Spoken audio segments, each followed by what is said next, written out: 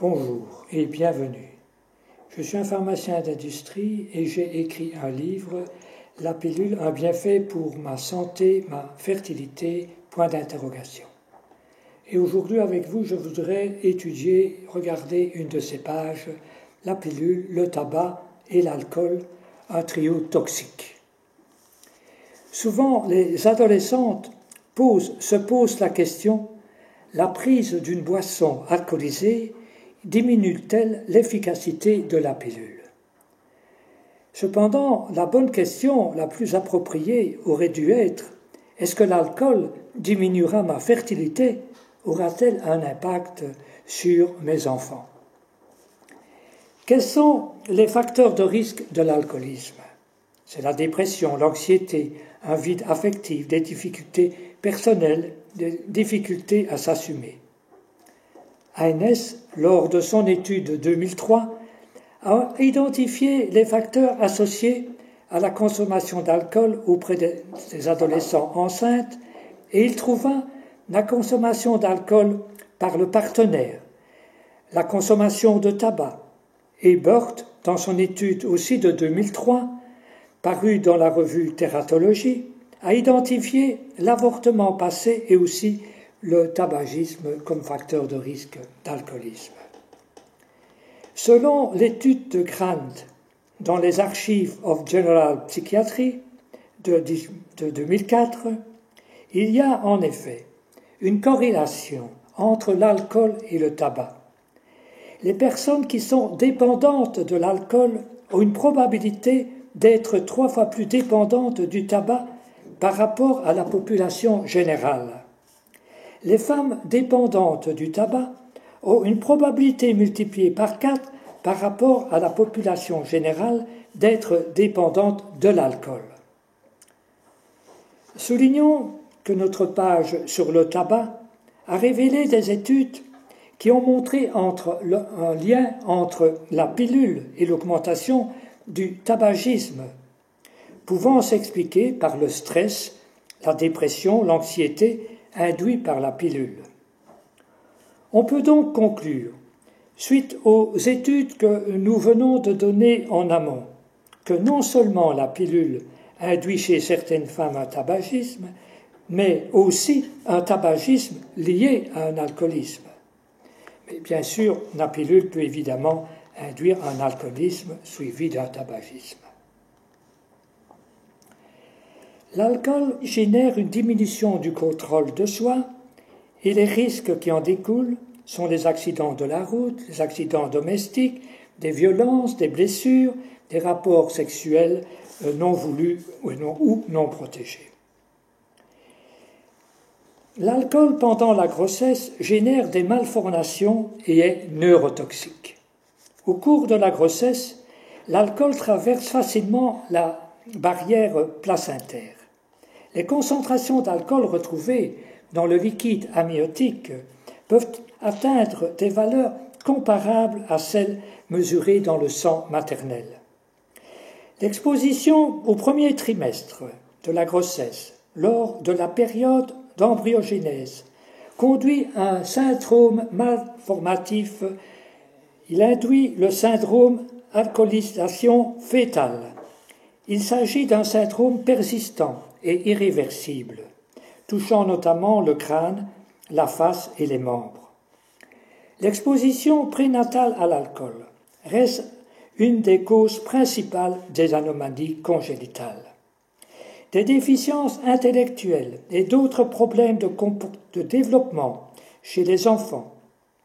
L'une des déficiences congénitales les plus sévères causées par ce syndrome d'alcoolisation fœtale est caractérisée par un ensemble de traits faciaux distinctifs, un retard de croissance, un dysfonctionnement du système nerveux central. En moyenne, le syndrome touche environ 1 à 3 naissances vivantes sur 1000. La consommation d'aussi peu qu'une boisson alcoolisée par semaine au cours des 3 premiers mois de la grossesse a été associée à des problèmes psychiatriques chez les petites filles de 4 à 8 ans. Il est désormais admis que toute consommation d'alcool pendant la grossesse peut perturber les développements psychomoteurs de l'enfant. Mais ce que l'on sait moins, c'est qu'il faut renoncer avant même la conception, dès qu'on a un projet d'enfant, qu'il faut renoncer à l'alcool.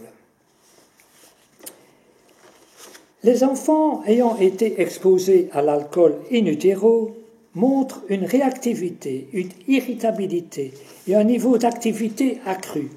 Et ils souffrent plus fréquemment de déficit de l'attention avec hyperactivité. Ils ont aussi des difficultés sur le plan neurocomportemental, notamment des déficits intellectuels du langage, de la mémoire, des difficultés dans la résolution de problèmes visuels, spatiaux et des fonctions exécutives. Les enfants touchés par ce syndrome sont aussi plus susceptibles de présenter de faibles capacités d'adaptation. Les perturbations qui se manifestent pendant la petite enfance persistent souvent durant l'enfance.